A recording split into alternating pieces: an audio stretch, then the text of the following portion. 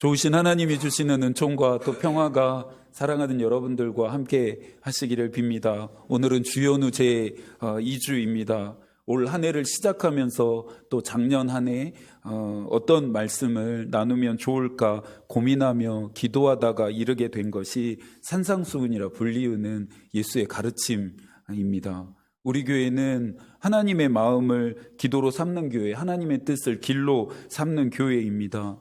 이것은 비단 우리 교회만의 소망이 아니라 저와 여러분의 인생의 방향과 또 목적이라 할 수 있죠. 성서 전체가 하나님의 마음과 뜻에 대해 잘 알려주고 있지만 그 중에서도 특별히 산상수는 우리를 예수 그리스도 가까이, 아주 가까이 인도해 주는 것 같습니다. 산상수훈을 통해 우리는 그토록 배우고 싶고 또 닮고 싶은 예수 그리스도와 만나게 됩니다. 바울은 빌립보서 2장 5절에서 말합니다. 너희 안에 이 마음을 품으라 곧 그리스도 예수의 마음이니. 바울은 우리에게 예수 그리스도의 마음을 닮으라 도전합니다. 현대의 뇌 과학은 마음이라고 하는 이 신비로운 감각을 만들어내는 믿을 수 없는 기이한 능력을 갖춘 인간의 뇌를 제대로 이해하려고 하는 시도를 끊임없이 하고 있습니다. 사고하고 또 기억하는 일에 관련된 장기가 뇌라고 그들은 생각하기 때문입니다. 그러면서 보이지는 않지만 분명히 존재하는 이 마음의 실체를 과학적으로 증명해 보고 싶은 것입니다. 그러나 마음에 대한 우리의 접근은 다른 문제이죠. 그리스도인들에게 마음은 예수 그리스도와 잇대어지는 신비한 수단이 되기 때문입니다. 웨슬리는 기독교를 마음의 종교라 말했습니다. 이 말이 참 좋습니다. 웨슬리는 인간의 마음 깊숙한 곳에 자리하고 있는 죄악의 부패성을 해결하는 것이 기독교의 본질, 감리회의 본질이다 말합니다. 인간의 마음이 죄악의 부패성으로 인해 병들었기 때문에 다시금 아름다운 마음을 회복하기 위해서는 반드시 이 부패성이 치료되어져야 한다 믿은 것입니다. 그래서 웨슬리에게 성결은 마음이 깨끗해짐이요. 마음이 깨끗해짐은 하나님이 창조하신 원래의 마음을 회복하는 것이며 이것은 다른 말로 하나님의 형상을 되찾음이라 말합니다. 우리는 마음을 과학적으로 접근하려고 하는 것이 아니라 신앙적으로 접근하려는 것입니다. 우리의 마음이 예수 그리스도와 잇대어지기 위해서는 반드시 저와 여러분의 마음 안에 있는 부패성의 문제를 해결해야만 합니다. 잠언 4장은 마음이 모든 것의 근원이 된다 말합니다. 산상수훈 강해를 통해 얻고 싶은 것은 예수 그리스도의 마음이 저와 여러분의 마음이 되고 예수 그리스도의 마음이 저와 여러분의 삶의 모든 근원이 되게 하는 것입니다. 그래서 최종적으로는 예수 그리스도의 그 마음을 삶으로 번역해내는 참 그리스도인의 삶을 살아가는 것이 목표라 할 수 있습니다. 고 옥하는 목사님은 산상수훈은 제자됨이 어떤 인격과 삶을 요구하는 명쾌하게 보여주는 원전이라 말씀하셨습니다. 그러니 예수님을 닮기를 사모하는 사람들이라면 이 교훈의 거울에 자기를 비춰보면서 순종하라 도전하셨습니다. 모든 후배들과 한국교회 성도들에게 사랑받고 존경받으셨던 옥 목사님도 산상수훈을 강해할 엄두를 내지 못하셨다라고 하는 이야기를 읽었습니다. 그 이유가 산상수훈에 부응하는 삶을 목사로서 자신이 살고 있지 않았기 때문이라는 이유였습니다. 여러분들에게 나눌 산상수훈 강해를 준비하면서 나는 어찌해야 하나, 나는 목사로서 한 개인으로서 과연 이 가르침에 부응하는 삶을 살았나 진지하게 제 자신에게 묻고 또 물었습니다. 물론 대답은 아닙니다. 전혀 그렇게 살고 있지도 살아내지도 못하고 있습니다.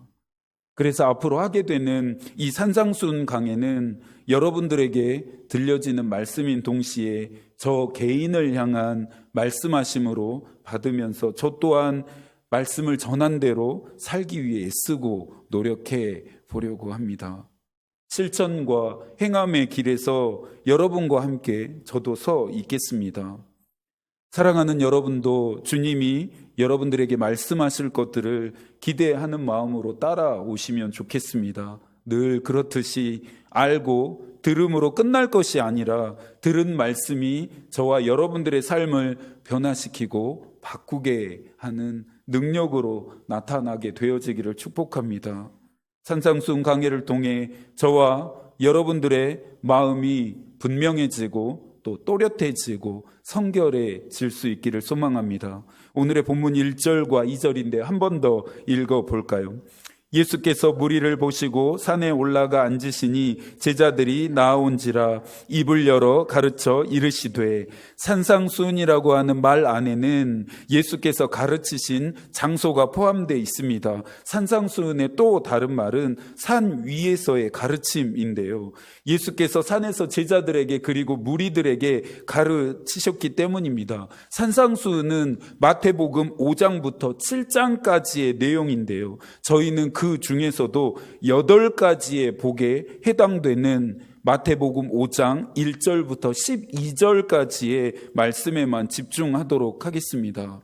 성서에 나오는 인물, 장소, 시대와 같은 요소들은 본문을 좀 더 정확하고 풍성하게 이해하고 해석하는 데 도움이 됩니다. 오늘 예수께서 가르치신 장소를 마태복음의 저자인 마태는 주목하고 있습니다. 예수께서 가르치셨다라고 단순하게 진술했어도 됐을 것을 마태는 예수가 가르친 장소, 예수가 가르치시는 자세 등을 구체적으로 오늘 우리에게 알려주고 있습니다. 의미가 있지 않을까요?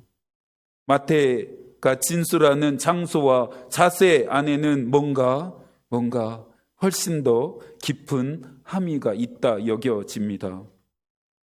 요즘 우리 사회의 가장 큰 화두는 4월에 있는 총선입니다. 총선을 통해 우리나라의 정치 지도자들을 선출하죠. 그리스도인들은 총선을 위해 기도해야 합니다. 정치적인 노선과 입장을 떠나서 이 땅에 올바르고 참된 지도자들이 세워지기를 마땅히 기도해야 합니다. 정치인들은 출마 선언의 장소를 신중하게 결정하는 것 같습니다. 당연히 그래야 하겠지요. 출마 선언의 배경이 국민들에게 주는 의미가 강력하다는 것을 그들이 모르지 않기 때문에 이것을 노련하게 정치인들은 잘 활용합니다. 그러니 언론들도 누가 출마 선언을 했다와 함께 어디서 출마 선언을 했는지를 헤드라인에 중요하게 기록하고 또 전달합니다. 예수의 가르침의 장소로 산 위를 선택하셨다라는 것을 정치적인 목적 때문이라 이해하는 사람은 없을 것입니다. 정치적인 목적을 따라 행동하는 분이 예수였다면 굳이 아무도 주목하지 않는 산과 같은 장소를 그분이 선정하셨을 리가 없겠죠. 예수와 함께 동행했던 마태는 예수가 중요한 말씀과 행동을 하셨던 장소를 언제나 면밀하게 주목했던 것 같습니다. 누가복음의 저자였던 누가는 예수가 누군가의 집에서, 성전에서, 그리고 평지에서 가르치셨다라는 것들을 우리에게 알려주었습니다. 그것은 예수께서 우리와 같이 인간과 같이 낮아지셔서 인간들의 시간과 역사 안으로 들어오신 신비를 누가는 전달하고 싶었기 때문입니다. 그런데 마태는 마태복음을 통해서 왕 되신 예수 그리스도의 지위와 권위를 드러내고 싶었습니다. 산 위에 앉으신 그 예수의 모습이 마태의 눈에는 보좌에 앉으신 왕의 모습으로 보였기 때문입니다. 그러나 오늘 우리에게 더 중요한 것은 이와 같은 예수 그리스도의 이미지보다 산상수훈의 내용입니다. 윌리엄 퍼킨스는 산상수훈에 대해서 그리스도께서 여기에서 구약과 신약의 대의를 설명하고 계시기 때문에 당연히 그것은 전 성경의 열쇠라고 할 수 있다라고 말했습니다. 성서 전체의 모든 가르침의 전반적인 대의를 요약한 것이 산상수훈이 될 수 있다는 의미입니다. 서두에서도 언급했던 것처럼 우리는 더 많은 예수의 가르침을 아는 것이 목적이 아닙니다. 모든 가르침의 대의를 요약하는 것을 알고 배워야 하지만 우리의 최종적인 목적은 실천에 있습니다. 알고 배운 것을 행하는 데 있습니다. 실천하지 않고 행동하지 않는 성서의 모든 가르침은 결국 우리에게 무용한 것이 됩니다. 그래서 매튜 헨리도 말했습니다. 산상설교에는 기독교의 교리적인 내용이 많지는 않다. 즉 여러 가지 믿어야 할 내용보다 오히려 그 전체의 주제가 되는 것은 실천해야 할 일들이다. 그 역시 산상수훈을 통해 우리의 머리가 아닌 마음이 뜨거워지기를 도전하고 있습니다. 마음이 실천과 행함의 근원이 되기 때문입니다. 산상수훈이 오늘 이 아침 사자우처럼 저와 여러분의 텅 빈 마음에 쩌렁쩌렁 울리게 되기를 소망합니다. 산상수훈이 웨슬리의 10년 가운데 임했던 따뜻하고 강력한 그 역사처럼 저와 여러분들의 마음 안에 내려앉게 되기를 축복합니다. 감리회 목회자들이 설교할 때 표준으로 삼게 되는 웨슬리가 남긴 표준설교 44편이 있습니다.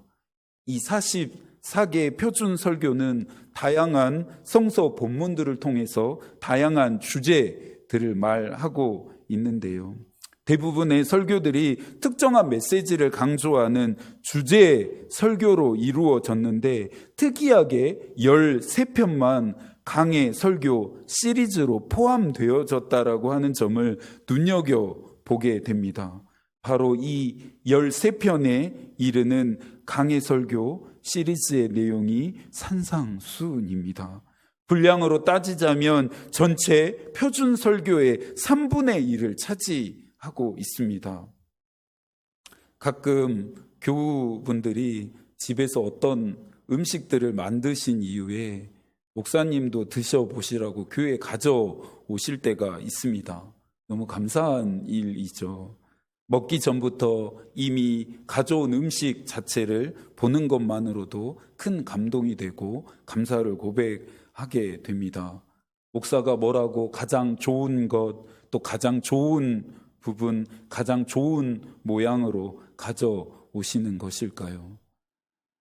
만드시고 또 담아내시면서 얼마나 고민을 하셨을까, 또 얼마나 많은 정성이 깃들었을까 생각해 보게 됩니다. 웨슬리의 마음도 그렇지 않았을까요? 수많은 설교들을 했는데 그 수많은 설교들 중에서 선정한 이 44편의 표준 설교는 웨슬리가 후대에 꼭 전하고 싶었던 내용을 고른 설교들이었을 것입니다.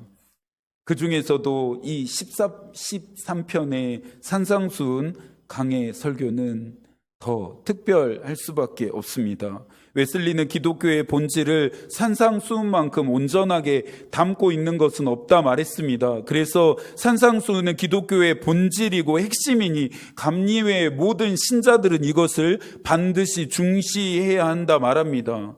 잘 모르는 사람들은 감리회가 이상한 교단이라고 말합니다. 자유주의 신학을 가르친다라고 손가락질합니다. 감리회를 잘 모르니 하는 평가들입니다.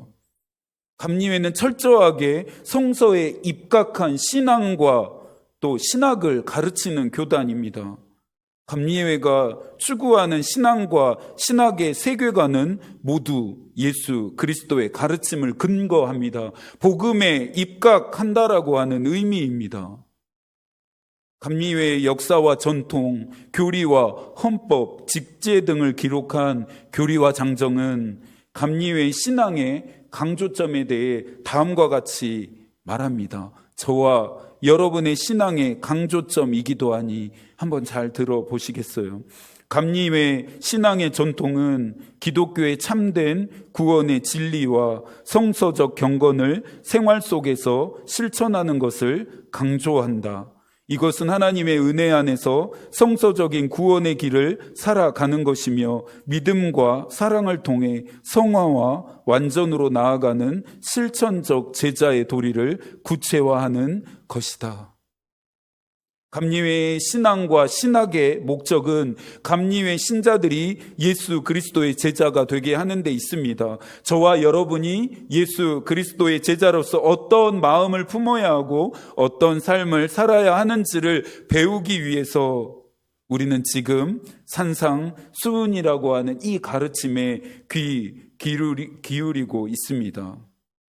산상수훈 강해는 앞으로 8가지 복이라 불리우는 내용만 다룬다고 했습니다. 심령이 가난한 자가 받는 복, 애통하는 자가 받는 복, 온유한 자, 의에 줄인 자, 목마른 자가 받는 복, 긍휼히 여기는 자, 마음이 청결한 자, 화평하게 하는 자, 의를 위하여 박해를 받는 자가 받게 되는 복이 바로 그것입니다.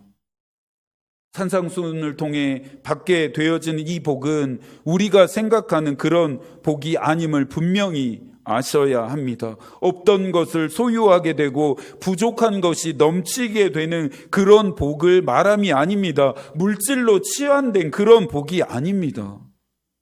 이 복이 가지고 있는 의미는 크게 3가지인데요. 첫째, 우리가 명심해야 하는 진리입니다. 둘째, 우리가 닮아야 하는 예수의 성품입니다. 셋째, 우리가 실천하고 행해야 하는 사명입니다. 이 복은 우리로 하여금 예수를 따라가게 할 것입니다. 이 복은 우리로 하여금 예수를 닮게 할 것입니다. 이 복은 우리로 하여금 예수와 똑같은 사람이 되게 할 것입니다.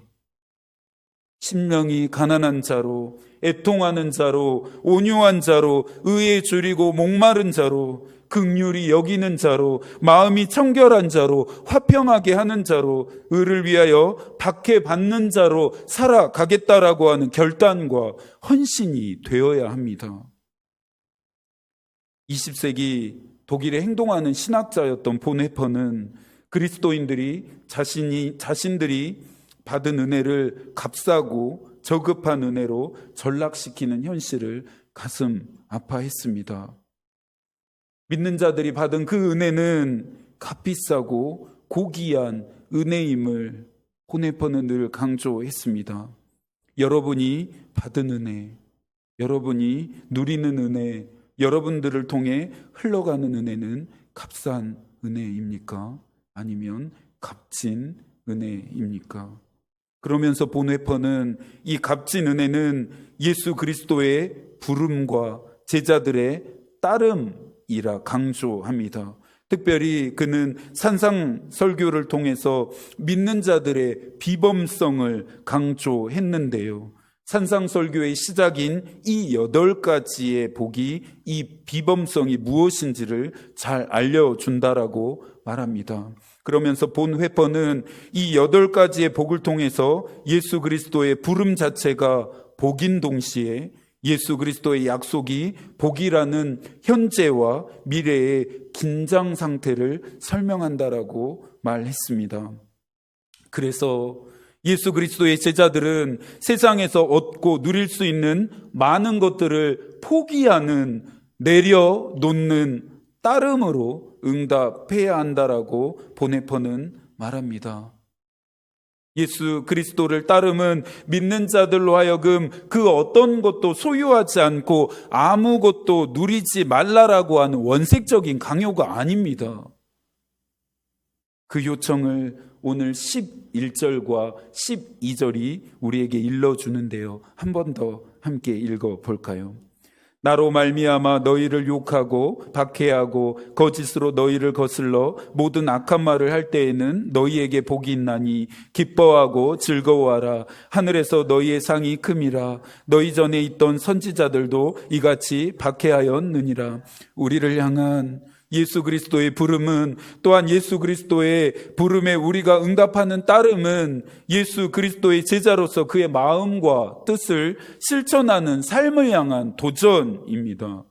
마태복음 28장에 나오는 모든 민족을 제자로 삼고 또 세례를 베풀고 분부한 모든 것을 가르쳐 지키게 하는 것만 예수가 우리에게 말씀하신, 명령하신, 부탁하신 것이 아닙니다. 마태복음 28장에서 말씀하신 예수 그리스도의 이 부탁은, 이 명령은 어떻게 완수되어집니까? 예수 그리스도의 가르치심을 따라 비범하게 사는 자들을 통해서입니다. 보네퍼는 이 시대에 필요한 것이 단순한 순종이다 말합니다. 예수 그리스도가 가르치시는 것에 이에 타산적인 개입을 거부하고 급진적인 실천을 요청하고 있습니다. 예수의 가르침이시니, 예수의 말씀하심이시니 그냥 단순하게 순종하는 것입니다. 예수의 말씀하심 앞에, 그 가르치심 앞에 단순하게 따르는 것입니다. 온전히, 즉시, 기쁘게 순종하는 것입니다. 산상수훈은 복된 삶으로의 초대입니다. 복의 근원이 되는 우리를 통해 세상을 변화시키려고 하는 예수의 꿈이기도 합니다. 앞으로 듣게 될 산상수훈의 말씀이 저와 여러분의 마음을 울리고 삶을 움직이게 하기를 소망합니다. 메마르고 건조한 마음이 아니라 나를 향하신 하나님의 말씀하심을 듣는 겸손한 마음, 낮은 마음이 있기를 축복합니다. 이 한 주도 여러분을 위해 기도하겠습니다. 하나님의 마음이 우리의 기도가 되고 하나님의 뜻이 우리의 길이 되기를 빕니다. 아멘.